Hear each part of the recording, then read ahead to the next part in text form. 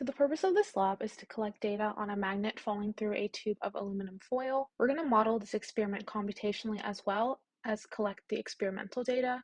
And we're going to use Faraday's laws to study the induced current by the magnet in this aluminum foil, which acts as a loop.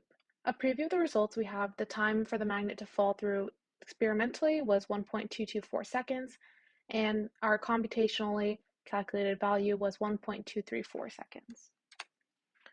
So an overview of the concepts that we use, we first obviously have Faraday's law, which allows us to calculate the EMF, or otherwise voltage source, depending on the change in flux over time.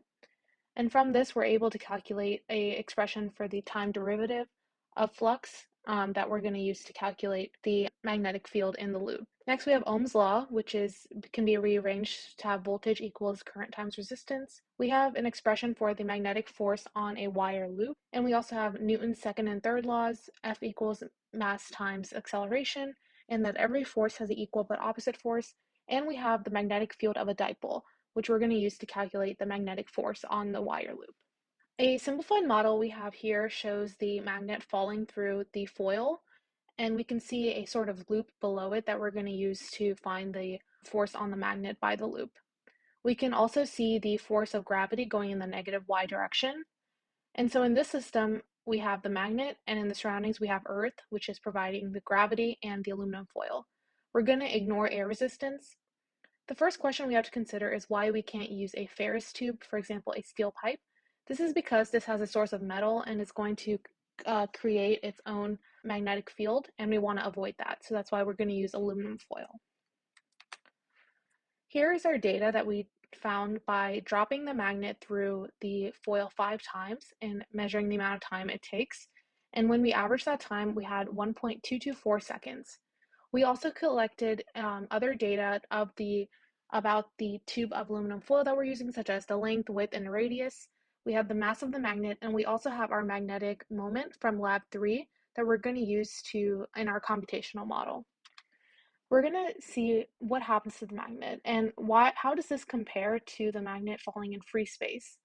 In free space, we're going to have the magnet falling even faster, as the only force acting on it is going to be the force of gravity. But in our situation, we have the force from the loop acting upwards on the magnet. Here we have our computational model where first we inserted our known values, such as our parameters about the foil, and then we inputted our functions for the B field of a dipole, as well as using that to calculate the magnetic flux. And here we found the force due to gravity, as well as the magnetic force on the magnet. We sum these forces and then use that to find the velocity of the magnet. Here we have the graph created on the left-hand side from using our original mu value of 1.72. So we see that the time in the tube is about 0.612 seconds, which is much lower than our calculated value from our experiment. On the top right, we can see a snapshot of when the magnet is falling through the tube. The north is going to be represented by the blue, and this current is flowing counterclockwise, and the south is being represented by the red, which is flowing clockwise. Because this value is a lot different than our experimental value, we can consider why, and that's going to be possibly our magnetic dipole moment is not exactly the most accurate that we use from lab 3. So to get a more accurate simulation, we used the code and ran a bunch of different values for the magnetic dipole. And eventually we got a value of 2.51, which is higher than our original 1.72. And we can see the time in the tube to be 1.234 seconds, which is much closer to our experimental value. In conclusion, if we were to decrease the resistivity as close as possible to 0, how is this going to change the dynamics of the magnet? Resistivity is directly proportional to resistance.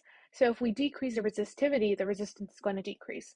When resistance decreases, current increases proportionally. So as the current increases, the time to get through the tube for the magnet is going to increase, as there's going to be a higher amount of magnetic force in the positive y direction. If we cut holes or slots in the tube, there's going to be less loops created, and that's going to create a smaller induced current. A smaller current means a smaller magnetic force, and the magnet would fall through the tube faster. So in conclusion, we can consider a few sources of error.